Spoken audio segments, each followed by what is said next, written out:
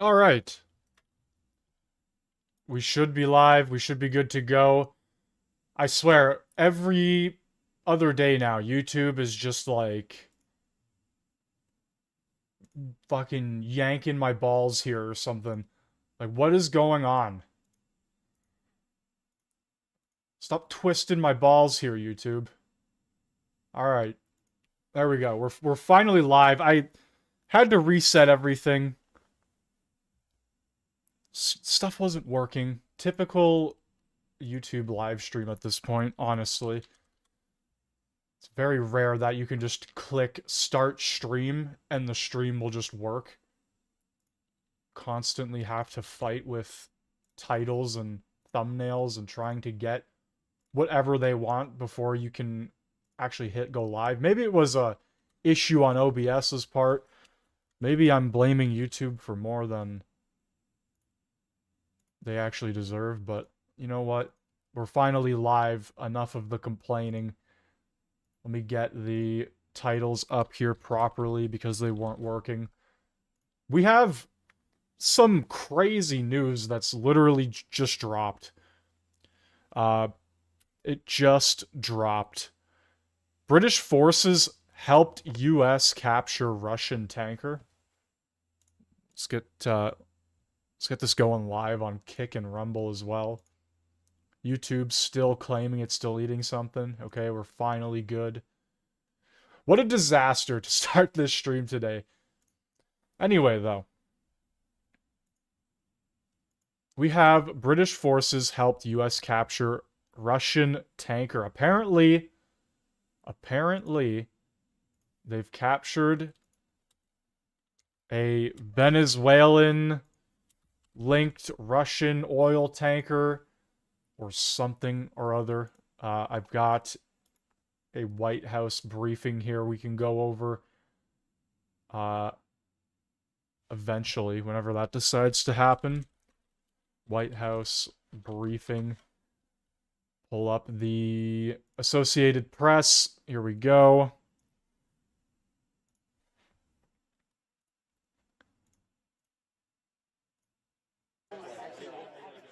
But yeah, we got some stuff to go over here.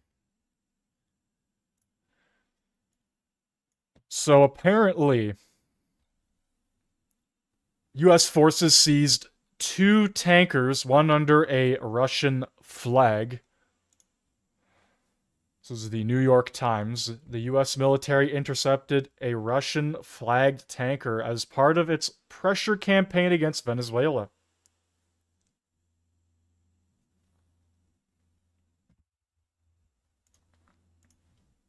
So we are about to get a briefing here very soon. And we should receive some more information, potentially more information on the Minnesota scandals as well.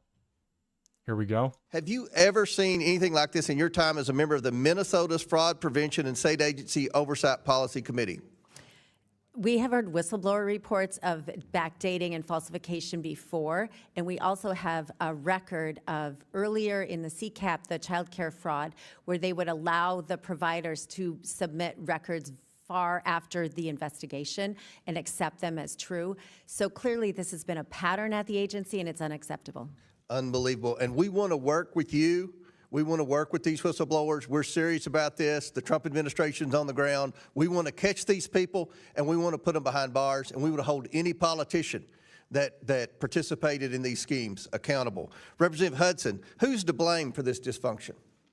Well, the blame can go around quite a bit, but as Tim Walz himself said, the buck stops with him. Representative Robbins, do you have any examples of how the Walz administration blocked investigators from moving forward with high-priority fraud investigations? Yes, we do, Mr. Chairman. I have met with whistleblowers and gotten documents from them about how after the original CCAP whistleblower report came out in March and April of 2019, subsequent to that, there was an Office of Inspector General within DHS that had investigative authority to do surveillance, warrants, and seize electronics, and they were shut down. They were told they could no longer do criminal investigations. They were told they could no longer meet with the Bureau of Criminal Apprehension agents that were assigned to them without supervisor's approval. And instead, when they found one of the other members talked about how they changed the language. They went from calling it fraud to calling it overbilling. And they created an overbilling committee to all the investigative agents now couldn't do criminal investigations, and they had to flag issues of overbilling, and then a committee would decide if any of that overbilling would be recouped. Committee appointed by Waltz? No, appointed within DHS. Oh, appointed by the own bureaucracy. Yes, so they shut down criminal investigations. They created a committee to call it overbilling and decide if overbilling investigations would even try to recoup the money. This is evidence that Tim Waltz interfered with investigators who knew there was fraud. The rumors of fraud have been taking place. I've been hearing them for a decade, and yet he interfered to try to obstruct hold their on. We got the investigation. briefing. The briefing is live. Wait, the briefing is live. Hold on a second. Let me get the briefing on. The briefing is not live. I'm currently watching it right now. Here you go. There's nothing going on. So maybe in a few more minutes. But we have a video here of by ABC News, U.S. seizes Russian flagged oil tanker in North Atlantic. And a second tanker. And said it had seized another oil tanker in the North Atlantic. The U.S. sanctioned that ship in 2024 for allegedly carrying Hezbollah-owned cargo and providing support to Iran. It's also suspected of being part of Russia's so-called shadow fleet used to avoid sanctions. Now sources tell ABC News the Trump administration plans to oversee the sale of Venezuela's oil indefinitely. Let's bring in senior Pentagon reporter Louis Martinez and ABC contributor, former UK national security official Steve Hill for more. Hi, Louis. What's the latest? I just wanted to see the footage. I don't really care about the analysis here. Has been sanctioned. Now, let's just mute it and look. So we got some wild footage here, and we have the briefing starting now. So let's get that up. But that is some wild footage right there. To be with a very packed room. I'm sorry we kept you all very busy over the holiday break. And I know there is a lot of news out there today. America healthy again as we kick off the new year. In less than a year in office, the president and his incredible MAHA team have made real progress on this front. Here are just a few of the significant MAHA achievements thus far. More than a dozen food manufacturers and trade associations have made commitments to remove artificial and petroleum-based food dyes from their products. The Trump administration took strong action to bar hospitals from performing dangerous, irreversible, life-altering transgender procedures on children. The Trump administration announced funding awards to states through the Rural Health Transformation Program, an unprecedented $50 billion investment established under President Trump's One Big Beautiful Bill. The Trump administration has also worked with 18 states across the country to ban junk food purchases using SNAP benefits starting this year. And thank you for leading that effort, Secretary Rollins. Additionally, President Trump took historic action to secure most favored nation drug pricing and secured deals with major pharmaceutical companies to massively lower the cost of prescription drugs. And those effects are being implemented as we speak. Americans are going to continue to see the result of these incredible deals the president cut. And I know President Trump and this team behind me worked incredibly hard to lower those drug costs for Americans. On Monday, the CDC adopted common sense updates to America's childhood vaccination schedule based solely on the gold standard of science. This action empowers parents and physicians to make the best individualized decisions to protect our children, while also restoring much needed confidence in our public health system. And as a MAHA mom myself, I'm very grateful for that. So thank you, Secretary Kennedy. To build on this progress, the Trump administration is now updating federal nutrition standards and guidelines to ensure that Americans have the most accurate, data-driven information supported by science and hard facts, not special interests or partisan ideology. President Trump has tasked two of the great individuals behind me, USDA Secretary Rollins and HHS Secretary Kennedy, with collaborating on this vitally important project. And today they are here to officially unveil the 2025 to 2030 Dietary Guidelines for America. These new guidelines are informed by the best and most reliable research on health and nutrition, particularly as it relates to the role of our diets and the prevalence of chronic disease in the country. They are also These guidelines are easy to read and understand, so every American, young and old, can access this information that literally has the power to change lives. But these are not just an updated guideline. These are the foundation to all federal food programs in our country.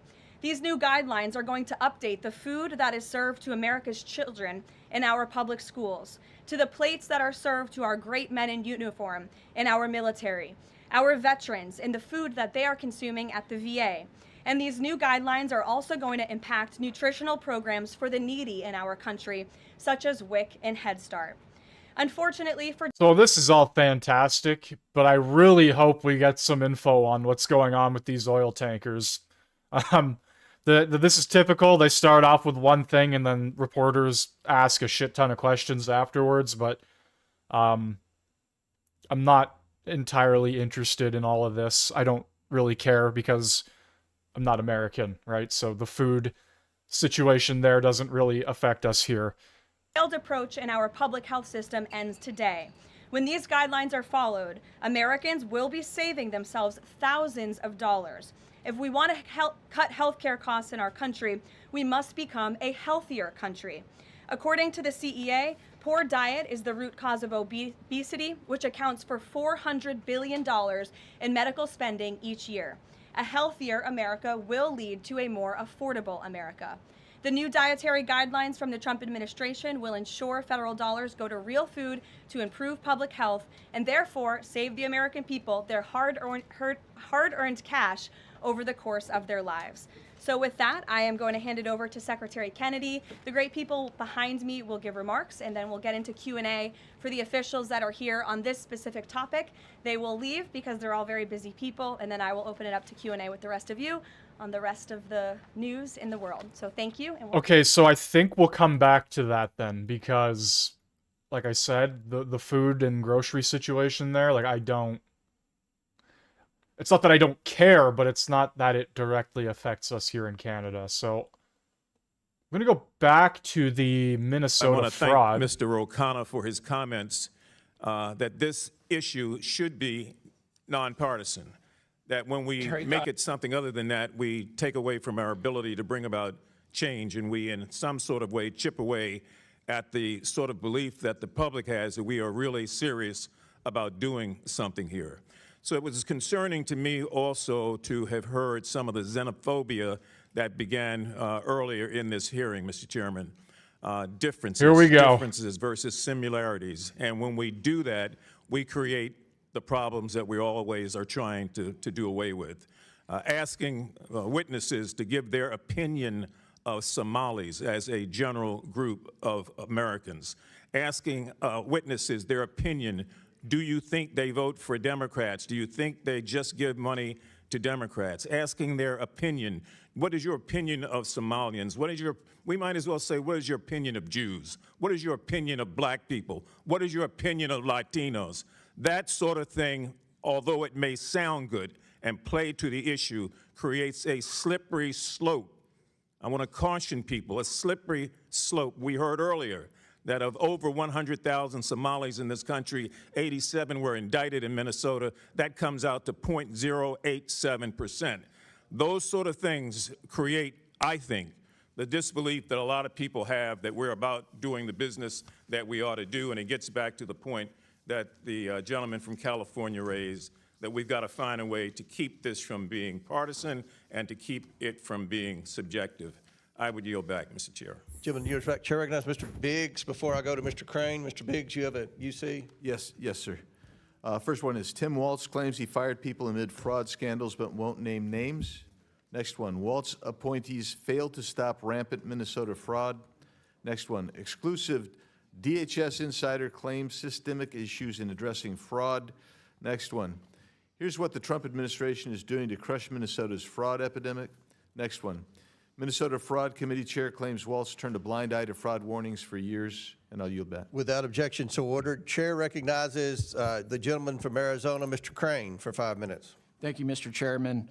Grateful to have elected officials from Minnesota here today who can provide more intimate information regarding this mind-blowing fraud coming from the Somali community in Minnesota. According to Assistant U.S. Attorney Joe Thompson, there is an estimated $9 billion or more in fraud. Many obviously believe that this is just the tip of the iceberg. I want to thank and acknowledge the independent reporters Nick Shirley and Dave Hawk who broke this story wide open. Yep, shout out Nick Shirley, the man, the myth, the legend. Let's go. Quick gear shift here to some international news. Apparently things are popping off in Iran, like really bad. Meantime, so let's get this up just to briefly switch gears. We'll get back to the Minnesota stuff. Then hopefully the RFK health, Make America Healthy Again stuff is over. We can get into some international news, asking Caroline Leavitt some questions and all of that stuff going on with the reporters. But anyway. let's get you to the Middle East, where protests in Iran are intensifying as the country's president says the crisis may be moving beyond the control of officials. Trey Yinks is following all of these details very carefully. Are things ratcheting up there, Trey? Yeah, Dana, good morning. Protests continue to erupt across Iran over the country's weak currency and poor living conditions. Human rights organizations say at least 36 people have been killed by Iranian security forces since these demonstrations began late last month. The same groups say more than 1,200 have been detained. Late Tuesday demonstrations unfolded as demonstrators clashed with police who fired tear gas inside Tehran's Grand Bazaar, a landmark in the Iranian capital. Similar protests have reportedly unfolded in more than 88 cities as Iran's army commander-in-chief blamed the U.S. and Israel for the deteriorating situation. Today, there are no doubts about the hostility of the U.S. president and the criminal prime minister of Israel towards the Iranian nation. They allow themselves to meddle in this internal affair of ours. They tweet, they talk, they have been enemies throughout history, and 6 or 7 months ago they killed and martyred over 1,000 Iranians, including commanders, soldiers, scientists, children, daughters, sons, women, and men. The commander referencing the June 2025 strikes that were launched by Israel and the United States amid the 12-day war when President Trump ordered the destruction of Iranian nuclear sites. 6 months later, there are growing questions about the possibility of another direct conflict with Iran, as the president has warned Iranian leadership against killing demonstrators. Overnight, the son of Iran's exiled Shah was on Fox News saying this to Sean Hannity. We've seen unprecedented scenes in the Iranian bazaar of merchants and joining with the protesters, and it has been my strategy to call upon the military personnel and people, the armed forces, to lay down their arms and join with the people to be part of the solution. Here in Israel, the army remains on high alert, preparing for the possibility of another war with Iran. Bill, Dana. That's wild stuff. I mean, let's be real here, though. They've been fighting over there. Civil wars have been happening over there for decades now. It really felt like it was only just a matter of time before something kicked off to that degree again. And there you go. It's happening right now. God, I'm struggling to put my kids in school, struggling to make ends meet, and my tax dollars are being robbed by people, and then they're sending it all over the place, and this is complete fraud. What is going on, and why hasn't anything been done about it? I'll give you a personal example. So my family, my in-laws in particular, are politically diverse. A lot of them vote for Democrats, and they're fairly apolitical. They're not like me, all plugged in. And so I kind of use them as a bellwether for what the people are thinking. Across the board, everybody is upset about this fraud. And I'm guessing when you guys bring this up, whether it's to the Waltz administration, whether it's to the AG, the number one thing that comes back at you is you're a racist, you're a white supremacist, or you're an Islamophobe. As we've seen Governor Waltz now trying to answer for these questions, he's doing it at the national level. Do you guys hear the same thing at the state level as well? Yes, absolutely. They always pivot to the divisive. As I stated in my opening statement, it's diversion, right? We're going to talk about personalities. We're going to talk about partisan politics.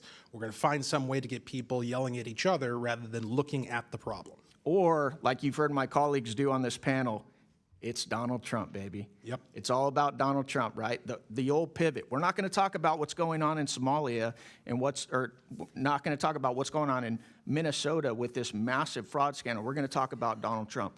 With my remaining seconds, can we play the video I have, Mr. Chairman? Or did we run out of time? We did run out of time, but can we put that in the record with that? Can we? Thank you. Yeah. Thank you, Mr. Chairman. I yield back. Okay, thank you. Representative Crane yields back. Chair recognizes Ms. Stansberry from New Mexico. Thank you, Mr. Chairman, and Happy New Year. Welcome to our guests. Thank you to our legislators for being here today and to our guests.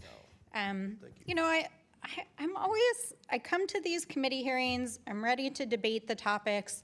I'm grateful that you're bringing this case to our attention. Yes, we need to prosecute these crimes, period. Let's do that. And I'm also grateful to see that this committee is actually conducting a hearing that is in its jurisdiction, which is oversight over government fraud. But I do have to say, to my colleague's point that was just made, that I am surprised to see the focus, given that the President of the United States and the administration are engaged in fraudulent behavior literally daily, including just a few days ago, invading a foreign country, using the United States military to take their oil, and notifying oil and gas companies before the United States Congress, and the president claiming last night that he is personally going to control the oil and give government kickbacks. I would just like to know if she was up in arms and crying and upset when Obama drone striked Syria, sent boots on the ground to dozens of locations in the Middle East over the course of his 2 terms, took out leader after leader of whatever organization, terror plot this and that. Was she crying back then when the Democrats were doing that? Probably not, right? Was she crying when Bill Clinton was in power, probably doing the very things that she's crying that Donald Trump is doing? Probably not. Right? These people are fucking hypocrites to the highest degree. To oil and gas companies. So why are we not investigating that? It definitely gives you the impression that there's a double standard in this country. You are a living, breathing double standard, lady. Holy shit.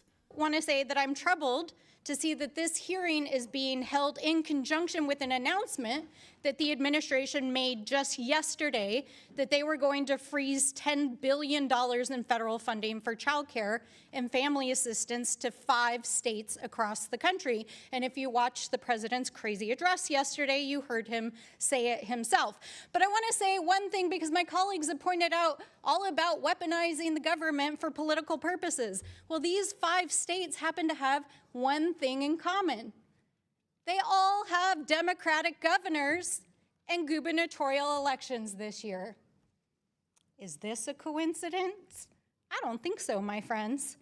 And this, of course, comes after weeks of viral videos from a young man YouTuber who was literally creeping around daycares by himself, making claims about fraud that were not there. And then the vice president and the FBI director were retweeting these videos without even verifying if they were true, unleashing a furor of anti-immigrant and anti-Somali hate across the country, wherein thousands of Somali people got targeted and harassed, including by the President of the United States, who literally used his platform as the President of the United States to call an entire community garbage. He literally said that. So we're not accusing people of being xenophobic and racist. They are being xenophobic and racist, including the President of the United States. And I want to say, for one, that I stand with the Somali and the immigrant community standing here today. But there's a bigger policy point here, which is that this is being used as a politically expedient moment to take away the immigration status of Somalis in the United States as part of the mass deportation plan of this administration. And it is also being used by the 2025ers in this administration to freeze critical programs that we know low-income families depend on and which they call part of the woke agenda. This is part of a larger effort to defund these programs, as we are seeing across these 5 states. So I think it's important to pull back the curtain a little bit about what is actually going on in this hearing and its coordination with the administration, that this is about, 1, demonizing political opponents in Democratic states during a major election cycle. 2, it's about demonizing the immigrant community to support cruel and illegal mass deportation policies.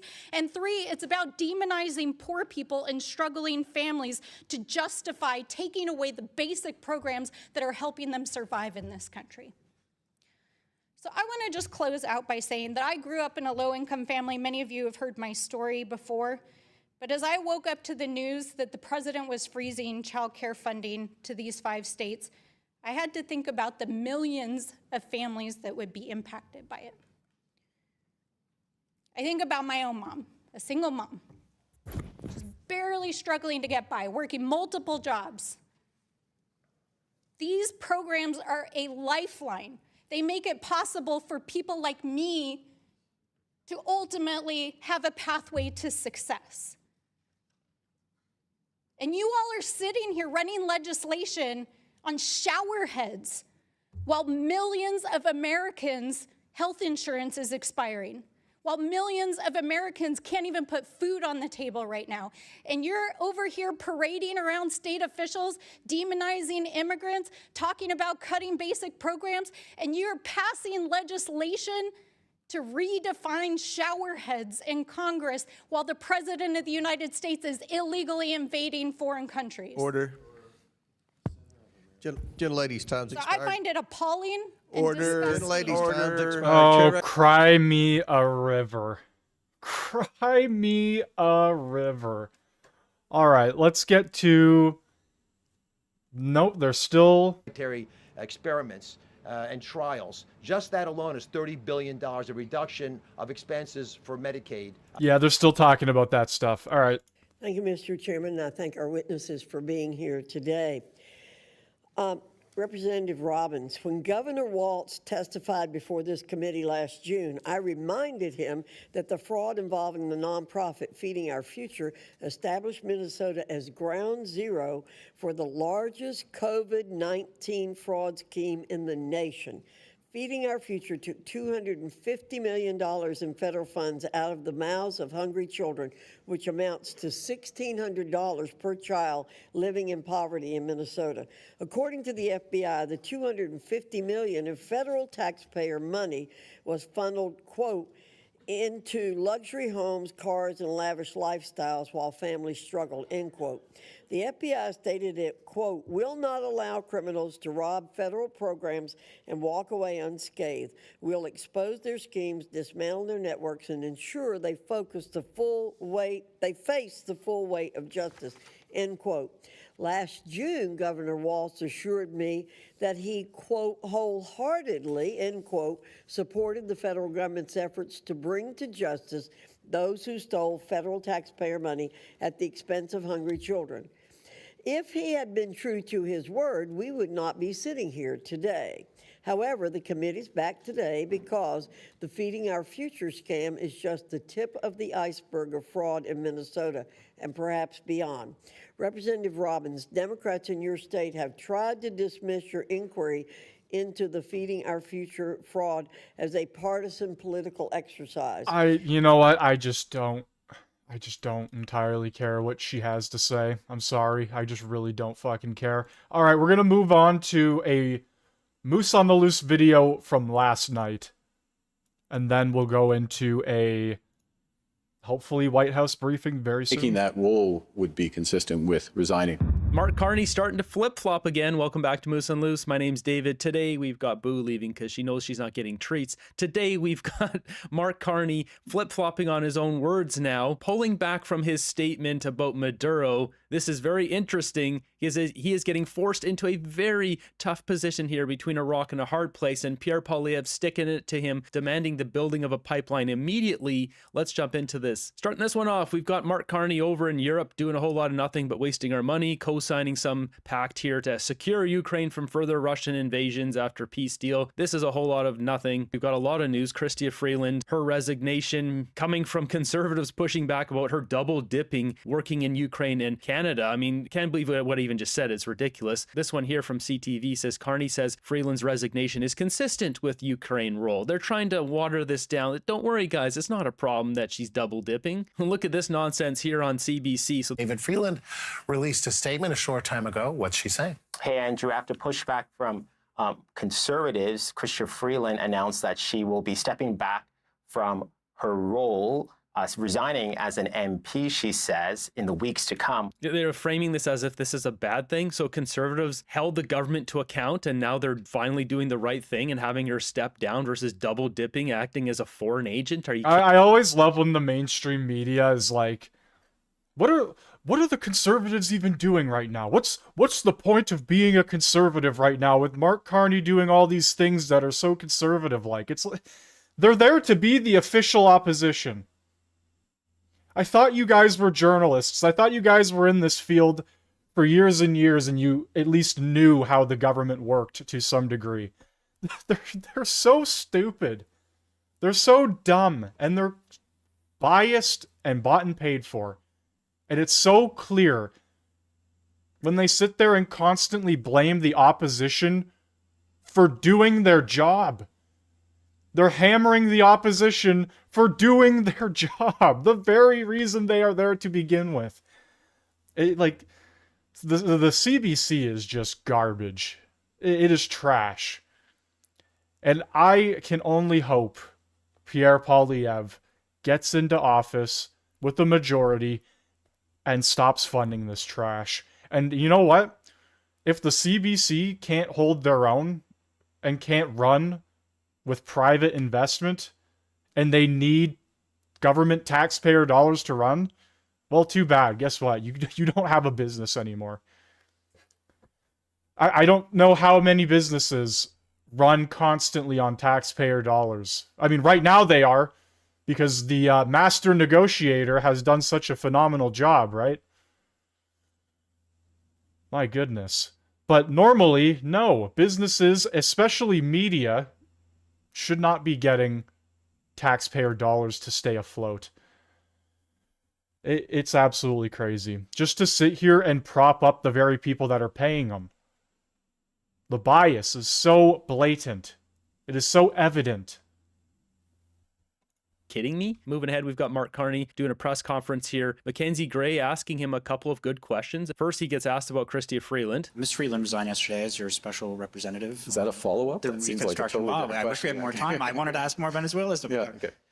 Did you ask her not to quit because of the minority parliament situation right now? No, absolutely not. First off, let me. I should say, as a member of parliament. Let me. No. Just to be clear. Just to be clear. So Mark Carney, just the same as Justin Trudeau, they're both perfectly capable of speaking without like any of that stuff. When they get a hard question they don't like, they fill it in with oohs and ahs and ums because they're nervous. They don't know how to answer the question. They're delaying. Listen to how Carney responds. Clear. Ms. Freeland, Chrystia has served our country for well over a decade in a formal role as a parliamentarian, certainly in a number of ministerial posts, and served with great distinction. She was, I had her as my special. Real deep swallow there. You notice his eyes are glazing back and forth, searching for a place to get out of the room. He wants his eyes out of the room because he feels like he wants to get out of that room. He doesn't like this question. He's got something to hide here. We all know it. Something funny is going on over there in Ukraine. $2.5 billion. Chrystia Freeland was the envoy. Then she went on to double dip for 2 weeks as an agent of Ukraine and Canada. Now she's going to resign. But in a month, not right now, in a month, because Mark Carney's so desperately trying to get that majority Party. He doesn't like this question, and it's written all over his face. This guy's nervous, gulping, looking around. Envoy, after she left cabinet for the Ukraine reconstruction, judgment became her judgment that she could be more useful for that process as she was leaving, as she was retiring as a parliamentarian, as a direct advisor. My judgment was that taking that role would be consistent with resigning as an MP, and I welcomed her doing that, and I'm pleased that for Ukraine, and again, if I can reemphasize and bring it back to today, there is real momentum. Nothing's assured, but there's real momentum in this peace process, and the security guarantees are incredibly important, but as is the reconstruction and the prosperity plan, and she'll be there to work on that. And look, we'll have a by-election. There'll be a few by-elections coming up, and we'll run great candidates, and the people in those ridings will decide. What was that little smile there? Where did that come from, Carney? A cheeky little smile. Oh, nice little by-election there. He's got one of his friends coming in. That's what's happening. He's got another Goldman Sachs banker buddy. Well, he'll have two of his friends coming in because I guess Nate Erskine Smith is going to jump ship and join the Ontario Liberals in that sinking disaster. So, yeah, he'll be able to move the chess pieces around, put the people in he wants. He's already done that, right? With this major projects office or whatever the hell, and a couple other positions now. He's bringing in all of his either WEF or banker buddies or globalist buddies, and they're going to do whatever they please. Coming in. If they get a majority, that's the main thing. It looks like it could be slipping more and more as we head in further to this new year. Cash and dash. Yeah, you got to love it. They build this major projects office. He hires one of his buddies and then gives him like a $200,000 bonus or some shit like that annually on top of already making however much. It's like, yeah, okay. Oh, you're really planning on building projects here in Canada? Oh, or are you just giving people, jobs and lots of money? It's insane. It's crazy. And Brookfield is going to benefit tenfold from it. They have not thousands, but hundreds of companies under Brookfield. And most of them aren't even screened through this smoke screening that Mark Carney is in right now. It's all a disaster. It's all falling apart, though. Quebec isn't happy with Carney. And they hold 44 Quebec Liberal seats. It's only a matter of time. It's only a matter of time. And I've got a bunch of stuff I've been digging up on my chart here. Stay tuned. I've got a bunch of bombshells to drop. This sneaky guy's got a long plan that he's rolling out here. Freeland going out the door is one of the first steps. He needs someone over in Ukraine. Logically speaking, why would he smile when he's saying that? Why would he smile having the mother to his godson going over to Ukraine? You think that would be kind of sad? Oh, she's moving far away. Not for Mark Carney. The people in those ridings will decide who they want to send to Parliament. Unless, of course, she's operating all of this out of Canada. I mean, she took the job as CEO of Rhodes Trust in the UK, and now one in Ukraine. You would think she would be moving over there, but who knows? Going back to the by-election here, I believe it's 36 days that minimum the by-election runout is, which means once Chrystia Freeland resigns in a month, then there'll be 36 days where Carney has one less MP. And as you get Wilkinson and all these guys going through, doing the same thing, Carney's just going to keep losing MPs over and over and over, and he'll get them back most likely. These are safe ridings for Liberals, but it'll take them 36 days, or depending how long these by-elections are, and when he calls them, he'll get a new one back later. He's going to bring in his A-team here. So he's going to probably bring in 4 or 5 of these people, all his banker buddy friends, whether they're Harvard buddies or Goldman Sachs or whatever it may be. At that point, then I'm sure he'll roll out a new strategy, a new agenda, whether it's going to an election and trying to get that majority or trying to entice other members to join Conservatives or NDP. He's got a plan he's rolling out here, but his timeline with Canadians is running out. He's starting to drop in the polls. As you're going to see here what he says with Maduro, that doesn't help the situation. Over the weekend show why Canada needs to quickly approve an oil pipeline from Alberta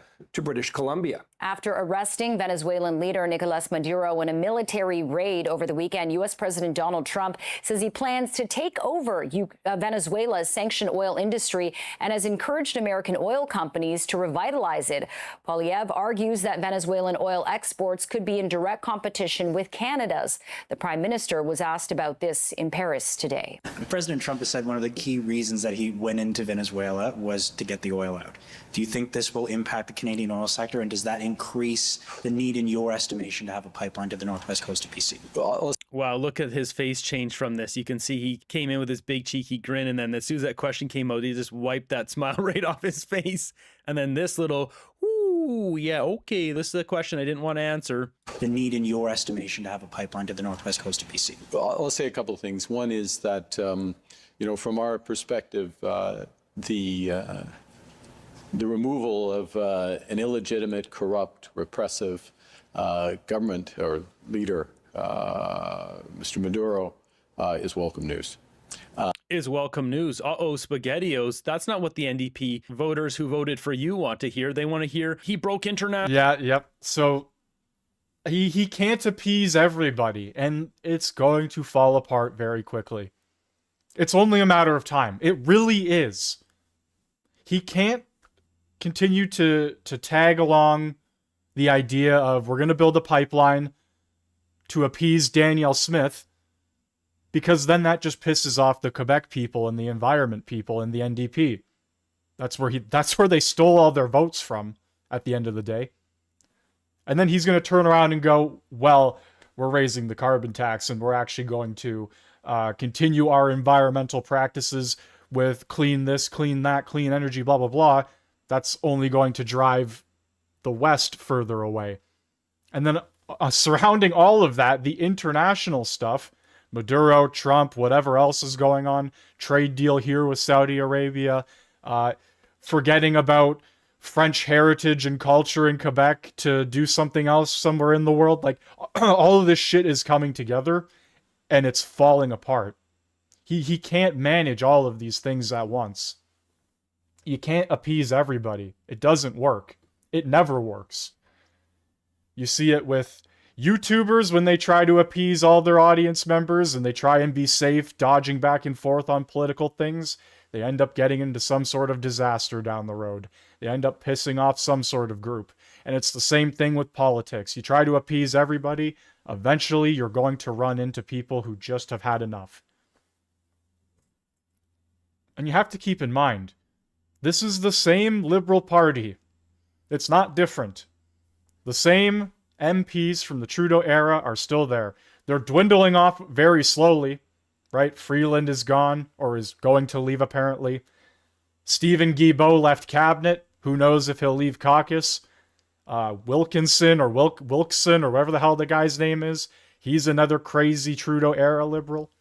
There's a ton of them still around. It's all going to fall apart. It's just a matter of time. It really is a matter of time. This fool right here cannot hold this forever.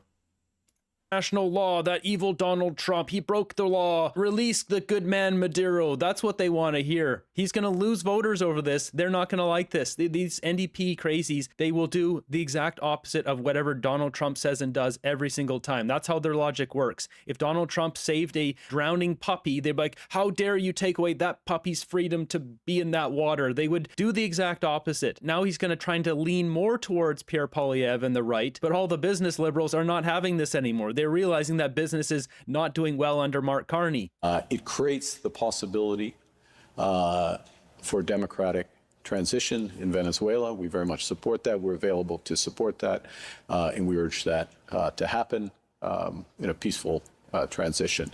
And that's the best prospect for greater prosperity for the Venezuelan people and to respect the will of the Venezuelan people. Now, a functioning, not corrupt Venezuelan economy will produce more oil. It'll be better for the Venezuelan people. It'll be more stable for the Western Hemisphere. That's all a good thing. Canadian oil, Canadian energy, but I'll speak because you asked specifically about Canadian oil. It's been our view, and we're working towards this, that Canadian oil will be competitive because it is low risk clearly low risk, low cost, the marginal costs. There's been huge progress in getting down the costs, and low carbon, which is what the Pathways project, carbon capture, will bring. There it is, low carbon. That's right, because countries around the world want to pay more for our low carbon oil. That doesn't make any sense whatsoever. This guy here, what he's doing is a dangerous thing. They just want the cheapest oil price. Whoever is selling it for the best price will sell the most. They don't give a shit how it's made. Just being real here. They don't care if it's the lowest in this or it was the most efficient in that. They just want the lowest price. That's all that matters. Because eventually it's going to be jacked up anyway. So if you buy it for the lowest, you'll be able to sell it for the lowest. I know that's kind of a crazy thought process here. But putting all these extra steps in to make it low carbon this and better for that and yada yada, like it's just, you're killing us here. You're destroying our industry. People don't care about that. They just want the lowest price. To keep pushing this low carbon oil, and what is it going to do? It's going to increase the value of American oil, the very same American oil that Mark Carney is 91.6% invested in. So he has numerous energy companies he's invested in here, like I think DT Midstream, DTE Energy, Dominion Energy. All right, we're going to switch gears because it looks like the overall health thing is done, so we can finally get into this. Alrighty. Great. Does anyone have any questions?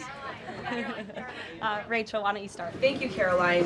The president has been adamant that he is now in charge of Venezuela, but Delcy Rodriguez said the government of Venezuela runs her country, no one else, saying, quote, there's no external agent governing Venezuela. So which one is it?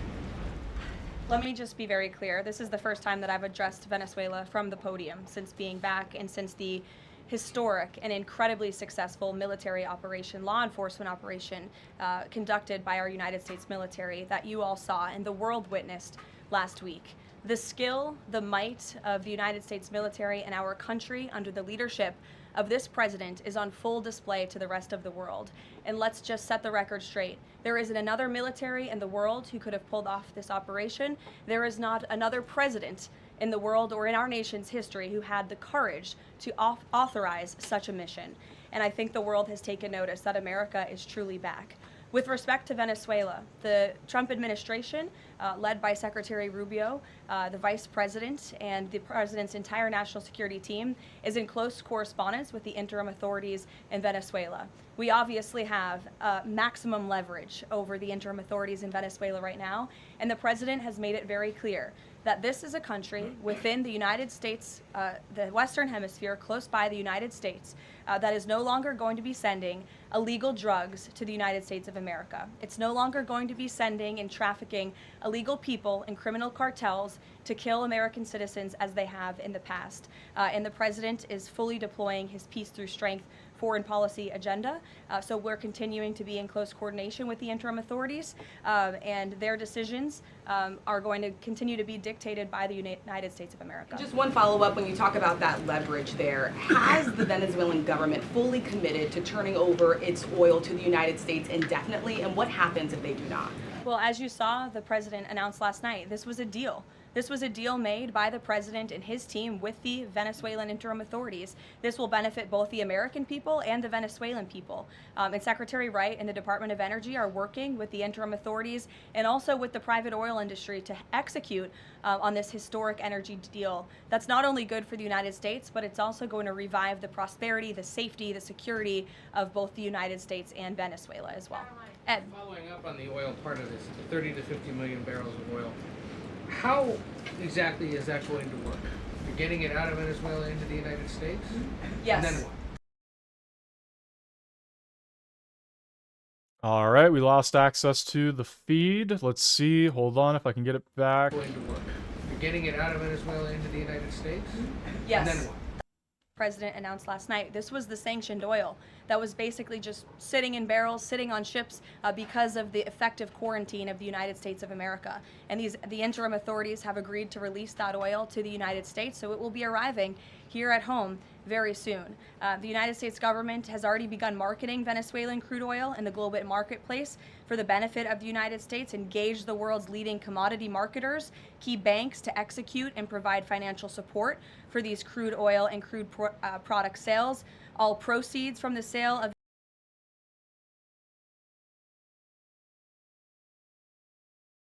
All right, I don't know what's going on with this. Venezuelan crude oil and I'm going to look for another one in the meantime. products will first settle in U.S.-controlled accounts at globally recognized banks to guarantee the legitimacy and integrity of the ultimate distribution of proceeds, and those funds will be dispersed for the benefit of the American people and the Venezuelan people at the discretion of the United States government. It sounds like it requires a lot of private sector engagement and agreement And from the oil industry and the banking industry. That's Do you right. have that yet? There's a lot of private sector engagement that's happening right now. As you know, Secretary Wright, our energy secretary who's heading up this big project, is in Florida today meeting with some of these oil executives. And as we confirmed earlier, they will also be at the White House later this week. So they are absolutely eager to invest. They're eager about these opportunities.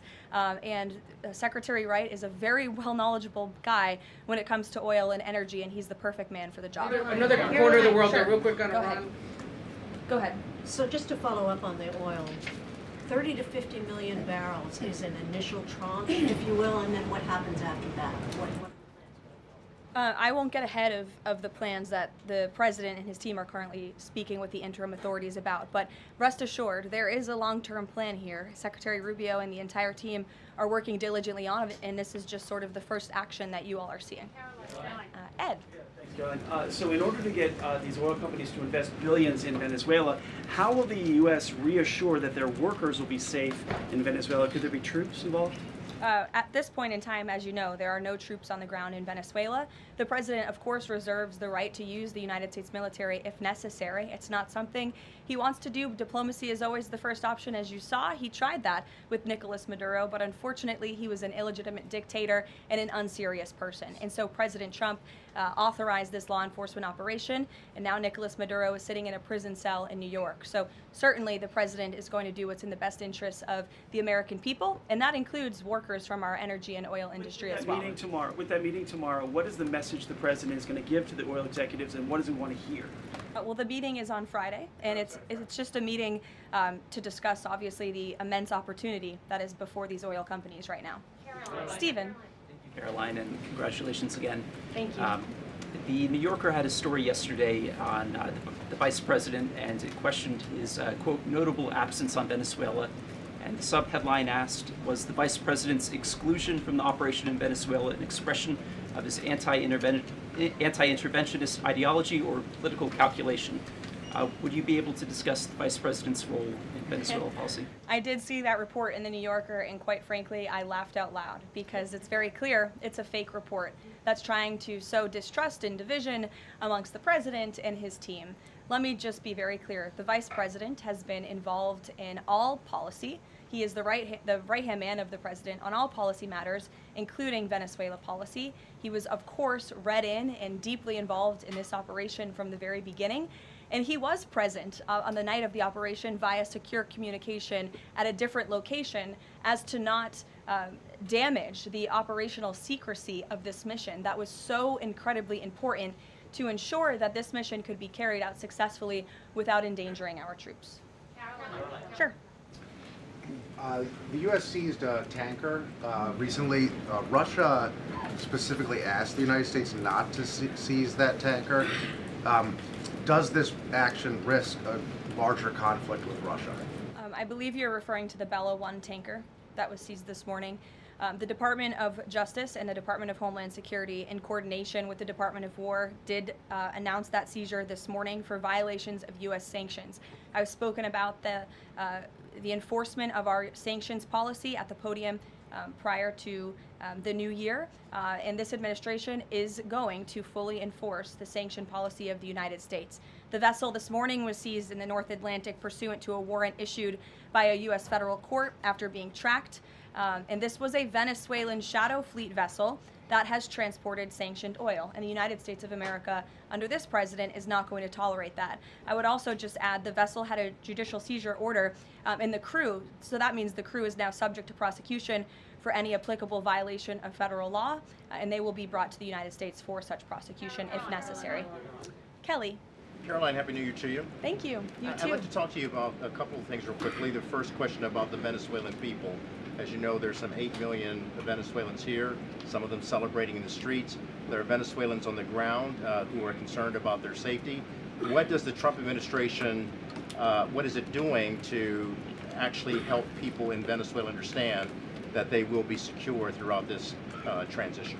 I think the fact that this president actually followed through on the long-held promise of the United States of America, the bipartisan promise to take down the illegitimate Maduro regime, should give assurance to the Venezuelan people and also Venezuelan Americans who fled this communist regime for a better life here at home, that this is a president who is serious about taking down illegitimate regimes and who is also serious about securing the security of the United States of America, including the Venezuelan American people. And I would just add that this is something that not just Republicans and President Trump have talked about for a very long time, but it is also something that Democrats have advocated for. In 2020, Chuck Schumer said that that at the time, President Trump had not brought an end to the Maduro regime. The Maduro regime is more powerful today and more entrenched today than it was when the president began. Now you hear Chuck Schumer out there saying this is reckless. The American people and the Venezuelan people should be in fear. But this is something that Chuck Schumer has long advocated for. Senator Chris Van Hollen, same thing, had said that the United States is going to use its leverage and influence to push for negotiations to transition to the truly elected leader. This was under President Biden. We know Maduro and his cronies don't want to go quietly into the night. The U.S. needs to work to ratchet up the pressure. Now, Senator Holland says it's an illegal act of war to get rid of Nicolas Maduro. So the hypocrisy is really astounding here, and thank you for giving me an opportunity to point it out, Caitlin. Sorry, go ahead. Yes. So there are reports that the administration is demanding that Venezuela cut ties with China, Russia, Iran, and Cuba. Can you confirm? I'm sorry? Reports that the administration has essentially demanded that Venezuela cut ties with China, Russia, Iran, and Cuba. Can you confirm that? Well, those alleged demands were made in a classified briefing by Secretary Rubio, and I know that there's a lot of leaks coming out of these classified briefings, so I'm not going to confirm or deny or get into what the Secretary has said in classified settings to members of Congress. But I think that the administration has made it quite clear to the interim authorities in Venezuela that this is the Western Hemisphere, and American dominance is going to continue under this president. There have also been reports that the U.S. could potentially buy Greenland as one potential option on the table. What would such an offer look like? Is there anything monetarily you could provide in detail there? Well, that's something that's currently being actively discussed by the president and his national security team. And I would point out that the acquisition of Greenland by the United States is not a new idea. This is something that presidents dating back to the 1800s have said is advantageous for America's national security. The president has been very open and clear with all of you and with the world that he views it in the best interest of the United States to deter Russian and Chinese aggression in the Arctic region.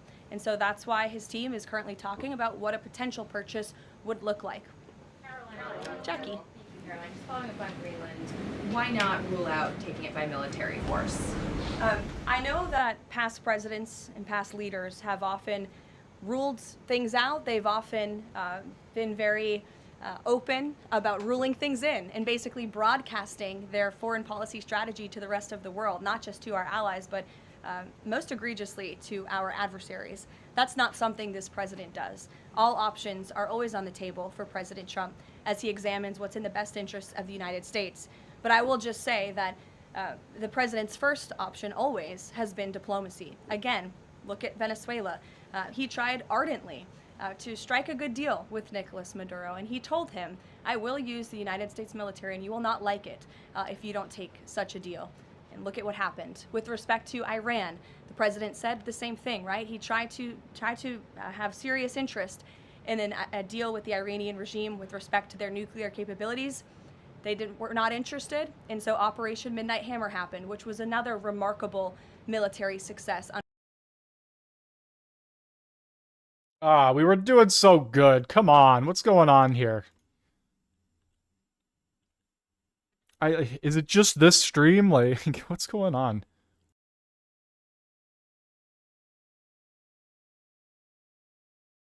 A timetable for elections in Venezuela right now.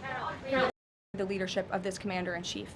So the president keeps his options open, but diplomacy is always the first. Quickly, just one additional follow-up on that. Does the president recognize Denmark's ownership as part of the kingdom? Because there have been some Republican senators questioning, the claim that Denmark has to Greenland. Is the president in that camp with them, questioning the legality of I have not heard. All right, briefly switching gears, we have some crazy breaking news here as we have a ICE-related shooting in Minneapolis. So we have some overhead footage here. No audio, but we have a lot of police cruisers on the scene. I can't tell if that's a protest as well as police probably blocking the road and directing traffic. Looks like the SWAT team is there as well.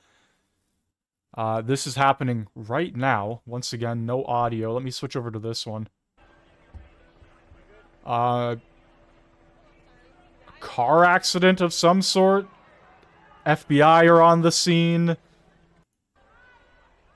Yeah, this is on the ground of the same location. Yeah, it does sound like there are protesters there. What a wild turn of events literally happening right now in the past, like, half hour. A lot of people on scene. I don't entirely know what's going on. All I can tell you is that there was a apparent shooting involved. So, if I find more on that, we'll get back into it, but for now, we'll go here. I didn't question it personally, but you're welcome to ask him yourself next time you have the chance. Sanctions are being lifted for Venezuela. We got to lift some sanctions to let the oil come in. Can you talk about that just very briefly? Yes, so the U.S. is selectively rolling back sanctions to enable the transport and the sale of Venezuelan crude and oil products to the global markets, yes. Annie. Thank you.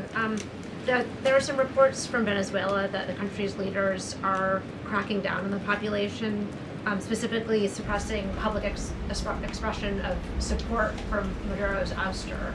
Is that kind of behavior consistent with what the president wants to see, how the president wants to see the leaders take on the population? It would not be consistent, and I'll let the president's national security team speak further on that. I know they are well aware and tracking. Kelly. Two questions. One, on the seized vessels, the Bella, the Sophia, can you tell us where they're headed, what happens to any existing cargo, and you reference personnel but potentially facing prosecution? That's one thing I'd like to follow on. And then on the Bella. Yes, okay. And on Annie's question, if I could also ask, does the administration believe that the interim regime should release all political dissidents and prisoners and return detained Americans? That's not a question that I've personally spoken about to the president with, so I will let him answer that question. I don't want to make new policy at this podium today with respect to Venezuela.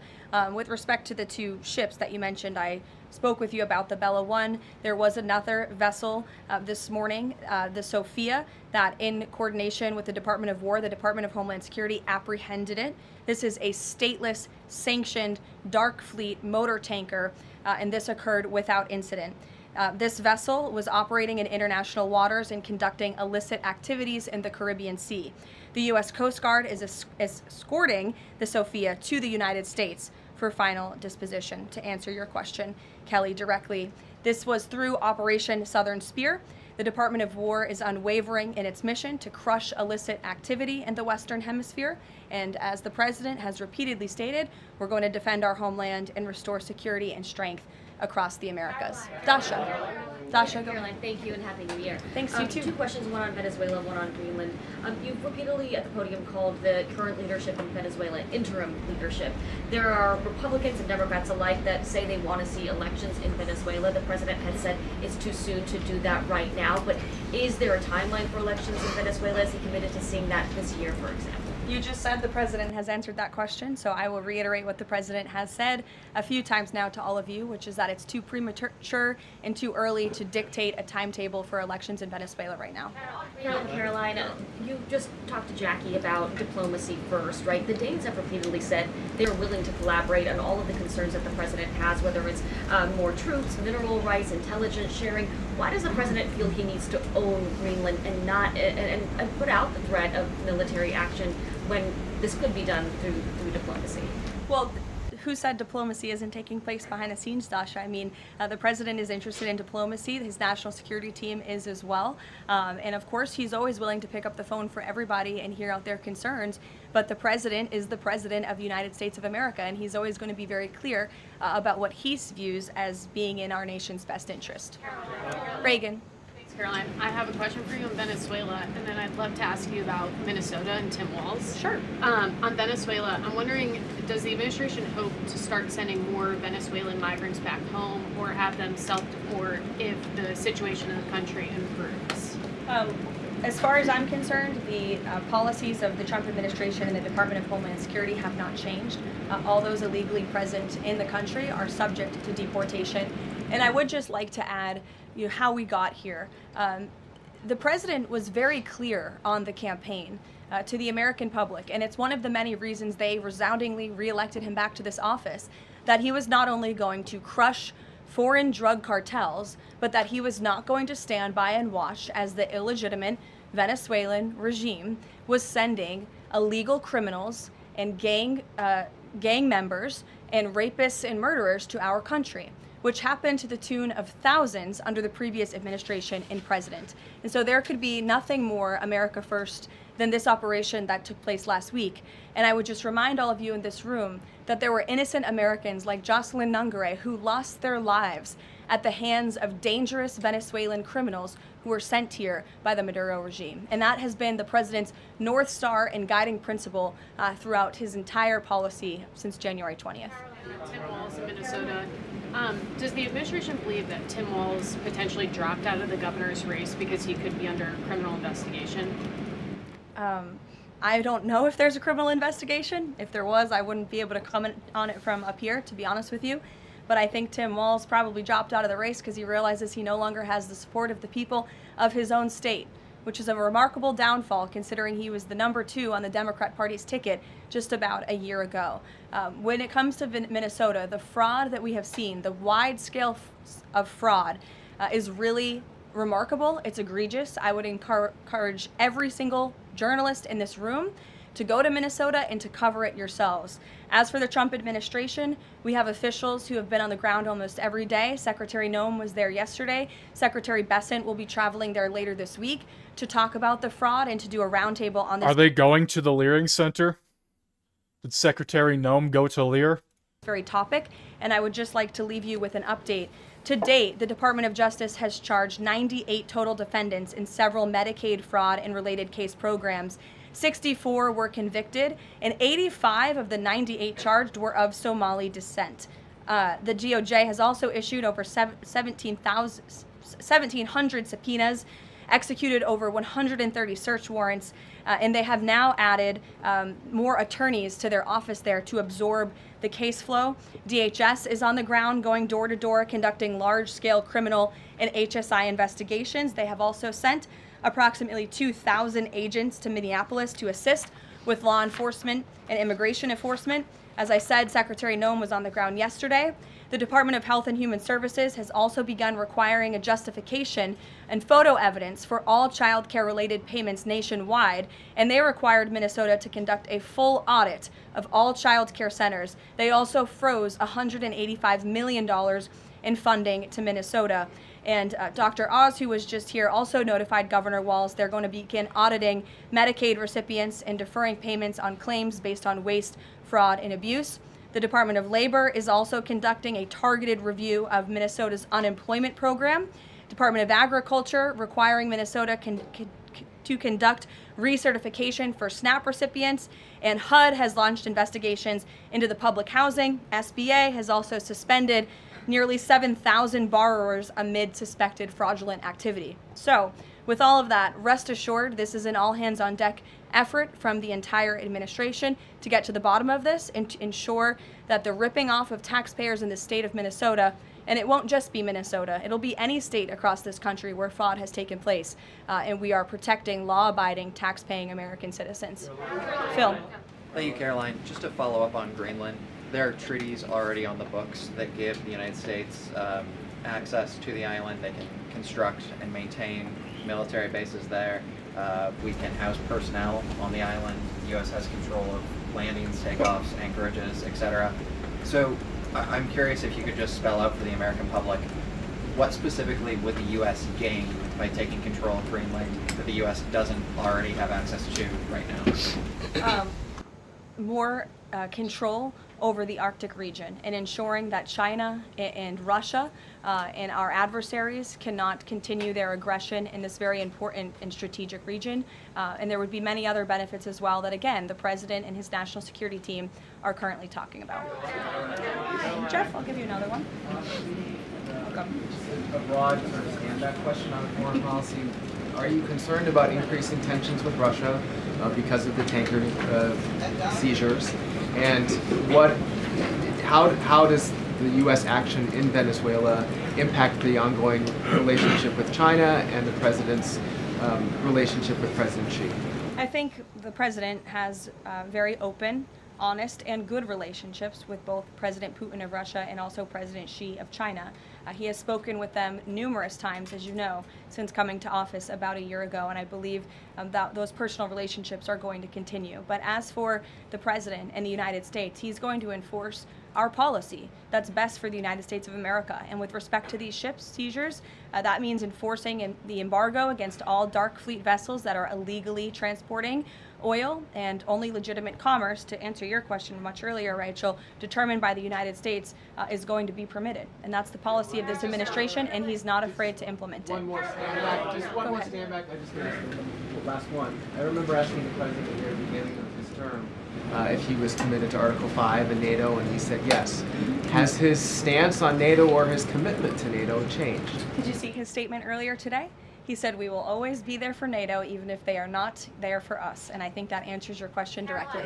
Yes. Just to follow up on what Jeff was saying there, will the president commit that if any NATO members are attacked, the United States will come to it? Again, the president addressed this directly himself this morning after seeing... My God, the press want there to be a conflict so badly. They are just begging for it. Whenever something happens like this, it's the first thing. Article 5.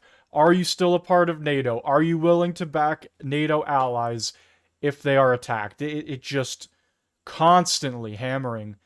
They want a conflict to happen. They're just begging for it at this point. It's fucking crazy. Anyway, that is going to do it for today's live stream. There's still a little bit more of this conference, but really not too much, just a couple minutes. Anyway, thank you for joining on YouTube, Rumble, and Kick. I will potentially be live tomorrow. The day-to-day news cycle is different every day, obviously, so I have no idea what I'm going to be covering. I don't really have anything set up, but I'll figure it out when the time comes. Have a great rest of your day or night, depending on when you are watching. Adios, everyone. The coverage from all of you in this room on television, and he made it very clear we're always going to be there for NATO, even if they have not done right by the United States of America. And they have finally increased their defense spending at the request